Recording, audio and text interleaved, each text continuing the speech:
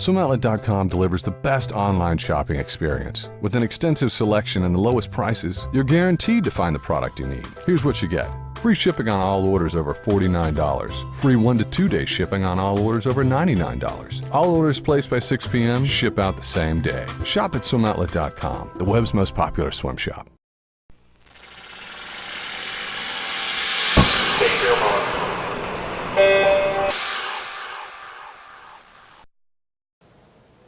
This is the Morning Swim Show for Wednesday, July 4th, 2012. Happy 4th of July. I'm your host, Tiffany Elias, joined by special guest Claire Donahue. And we are still in Omaha here at the U.S. Trials, and you have had an unbelievable meet. Let's just dive right into this with the 100 fly, one of the first events, one of the first finals we saw here at Trials, and you grabbed that second place position. So first of all, congratulations on punching your ticket to London. Thank you very much. How are you feeling? I'm still pretty excited. I mean, it was like 3 or 4 days ago that I raced, and you still can't get the grin off my face. I'm just ecstatic. Now, that was a really fast event. Dana Vollmer, obviously the favorite Right. there, 56 in finals, and she's expected to go even faster than that. Now, the second place position was really up in the air. You ended up going a best time 57.5. What was your goal going into that?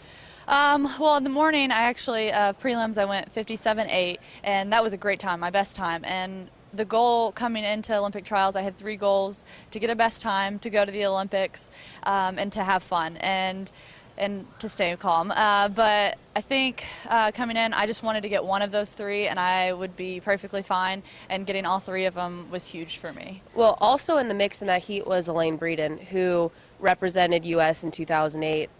Were you intimidated at all knowing the other swimmers that were in that field? Well, I knew going into it that there were a lot of great ones, a lot of Olympians actually in that entire heat, and I try to keep that off of my mind. I mean, yeah, I think about it before, but right before, I just think about what I need to do and to go fast, and that's pretty much what I did, and it worked.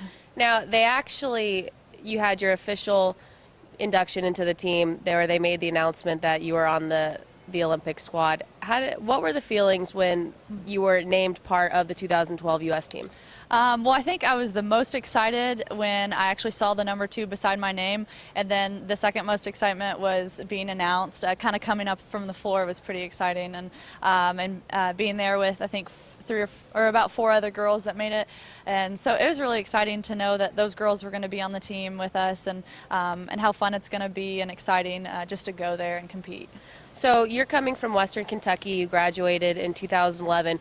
Now you're one of those swimmers who progressed through college, which we don't always see. And by the time you made it to your senior year, you really started creating a name for yourself. NCAAs, you were second in the 100 fly. Mm-hmm. So just give us describe your college experience. Well, coming out of high school, I was a 55.9, and I mean, I picked Western Kentucky because I thought I was going to get faster there. That was one of the many reasons. And I mean, coming in, actually I think my very first meet at Western, I went a best time, and I think from right at that moment I knew that kind of good things were awaiting. And so, I mean, every year I dropped about a second to about 0.7 seconds off of my time every year, and for me to do that at this level, I think is huge. And so when I got to the point last year, my senior year, coming into NCAAs, you know, I really wanted to drop some time, and that, of course, best time was one of my goals. And then I wish I had gotten first, but when I got second, it felt so good to get that number 2 again, but it was just really exciting to be able to do that. Now, apart from trials, you've been to a couple other larger meets, nationals, Pan American Games. How has trials felt any different, apart from getting that second place, but just the meet in general? How does it compare to these other high-level meets such as nationals and Pan Ams? Right, I mean, they're all a lot of fun. Like, I loved nationals, and I had a lot of fun there, and Pan Ams were great. Being on my first USA team was really exciting, and then coming into Omaha, I was really excited that it was in Omaha because I was here 4 years ago competing, and so I kind of in my head, you know, when I was visualizing, had this, you know, I had already swam here, so it kind of, I feel like it kind of gave me a little bit of edge. Yeah, in 2008 trials. So I feel like it kind of gave me an edge, knowing what everything was going to kind of be like.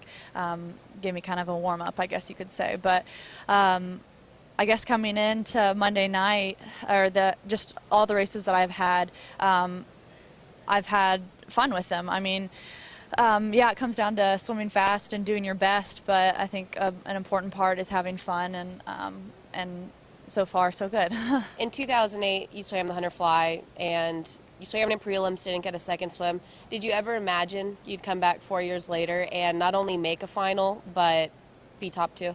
Well, since I was a little girl, probably like 10 years old, I've dreamed of going to the Olympics, and I've wanted it and hoped for it. I mean, every year, every practice, thought about it. And so 4 years ago, I actually got, I believe, 32nd in the 100 fly. And so, you know, of course, I'm not really thinking, you know, in 4 years I want to make the team, but it was one of my goals. So, of course, I would have smaller goals, and then that would kind of build up to this point. And then, so once it actually happened, I mean, I had been dreaming of it, but when it actually happened, I still couldn't believe it. Has it actually hit you that you're on a team? Actually, I think it hit me pretty hard Tuesday night. It was just like a ton of bricks. Did you cry? Yeah. Oh yeah. Oh yeah. Right when I saw it and it actually hit me, that number 2 spot, I think is when I started to cry a little bit, and didn't stop for a little bit. But so yeah, it's hit me, and every time someone will say something about the Olympics or I'll see a commercial on TV, I'm like, oh my gosh, I'm going. So it's really cool. And now the swimming community is going to be looking at you on a whole different pedestal. I mean, you're really now going to evolve into almost a role model now for these kids making that team. Have you thought about it from that perspective? Kind of, yeah. It's kind of cool because I'll walk out to see my parents, and a bunch of kids will ask for my autograph. I was at somewhere for lunch this afternoon, and someone I didn't even know asked for my autograph, and it's really cool, and to think that they do look up to me, and that when I'm swimming, they're watching me. So now that you've made the team, moving forward, have they already started telling you what's going to happen? A couple more weeks to London. What's the game plan now? Well, they've told us some details. We're actually going to Knoxville to train for a little over a week, and that's my hometown. So I'm pretty excited about that, to be around family and a lot of friends. It'll be a lot of fun. And then we're headed to France after that, and then to London. Does that blow your mind that you're now just going to be jet setting around the world? Oh my gosh, it's so weird. But have you been to London before? No, I haven't. It's the first time to Europe, actually. And training-wise, after London, now you've been training with Western Kentucky after you graduated. Mm-hmm. Will you be able to, you'll go right into the Olympic training, correct? Right. Right now, yes. I've actually just started probably today. Did a little recovery a few days ago, and then now kind of hitting it, running and things like that. And then after that, yeah, I'll still train with Western Kentucky. So post-London, you'll still train with Western? Right. All the way through 2016, that's the plan? I guess that's the tentative plan. I'm kind of looking at it every year, kind of reevaluating if I still love the sport, if I'm still doing well, those sorts of things. Now, how has 2012 trials here compared to 2008? A lot of people are talking about the fireworks and the crowd.